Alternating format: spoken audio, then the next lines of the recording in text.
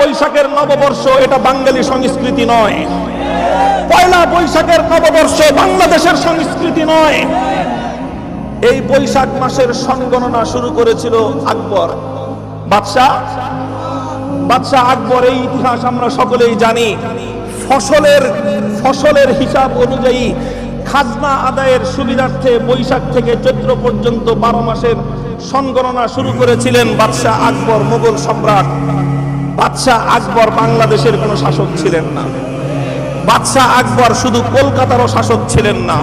বাদশাহ আকবর শুধুমাত্র বঙ্গ অঞ্চলের শাসক ছিলেন না, বাদশাহ আকবর দিল্লির শাসক ছিলেন। দিল্লিতে তার মসনদ ছিল। দিল্লিকে কেন্দ্র করে গোটা ভারতবর্ষে তিনি শাসন করতেন। আর গোটা ভারতবর্ষের কৃষক এবং প্রজাদের কাছ থেকে তিনি খাজনা উসুল করবার জন্যই বৈশাখ থেকে চৈত্র মাসের গণনা শুরু করেছিলেন। কাজী পয়লা বৈশাখ যদি সংস্কৃতি হয়ে থাকে এটা আকবরী সংস্কৃতি। পয়লা বৈশাখ যদি সংস্কৃতি হয়ে থাকে গোটা ভারতবর্ষের সংস্কৃতি। পয়লা বৈশাখ যদি সংস্কৃতি হয়ে থাকে তাহলে এটা দিল্লির সংস্কৃতি। ওই দিল্লির সংস্কৃতি বাংলার সংস্কৃতি নামে চালিয়ে দেওয়ার ধান্দাবাজি সত্যবাদী ওলামায়ে কেরাম বরদাস্ত করতে পারে না।